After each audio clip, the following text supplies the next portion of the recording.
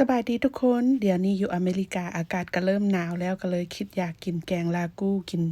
จ้ำกินกับข้าวจีหั้นนะมื้อนี้ก็เลยเอาสูตรวิธีเฮ็ดมาแบ่งปันทุกคนได้เบิ่งนำกันเด้อ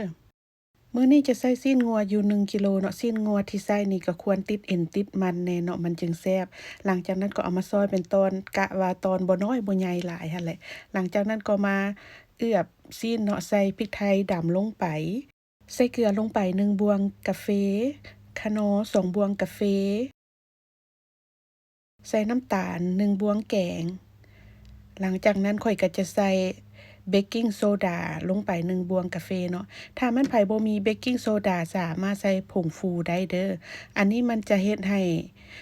ซีนนี่มันพอยไวเนาะหลังจากนั้นก็คั้นส่วนผสมทุกอย่างให้เข้ากันดีแล้วก็พักปะเมียนประมาณ10-20นาทีหลังจากนั้นก็มาข้างหม้อใส่น้ำมันลงไปน้อยหนึ่งเนาะหลังจากนั้นก็ใส่เนยจืดก็ได้เนยเค็มก็ได้เนาะใส่ประมาณครึ่งก้อนหลังจากนั้นก็เอากระเทียมสับนี่ลงไปคั่วให้มันมีกลิ่นหอม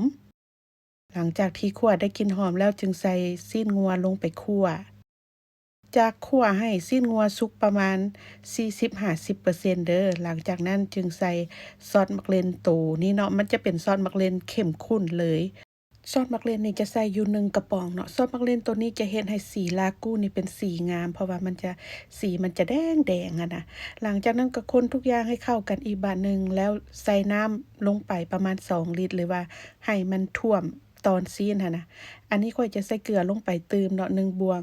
กาแฟแล้วก็คะนอ1บวงกาแฟถ้ามันไผติดหวานคือข้อยนี่ก็สามารถใส่น้ำตาลลงไปตืมก็ได้เนาะ1บวงกาแฟส่วนใบอันนี้จะเป็นใบกะวานเนาะถ้าไผบ่มีก็บ่ใส่ก็ได้เนาะหลังจากนั้นก็ต้มประมาณ1ชั่วโมงหลังจากต้ม1ชั่วโมงผ่านไปเนาะก็ใส่ซอสมักเล่นโตซอสมักเล่นธรรมดานี่นะลงไปตืม1ถ้วยน้อยเนาะอยู่อเมริกาก็จะแม่น Ketchup เนาะถ้าอยู่ลาวก็อาจจะใส่เป็นซอสโลซาหั้นนะหลังจากนั้นก็ใส่จำพวกผักลงไปเนาะมื้อนี้ข้อยจะใส่เป็นผักก้านผักสาลาลี่แล้วก็หัวผักบัวใหญ่มันฝรั่งแล้วก็กะรดเนาะใส่ลงไปหลังจากนั้นก็จะต้มต่อไปอีกจนกว่ามันฝรั่งมันสิเปื่อยเด้อ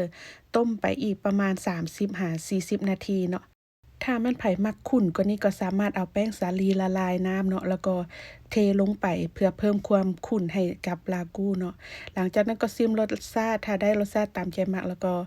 ยกลงออกจากเตาได้เลย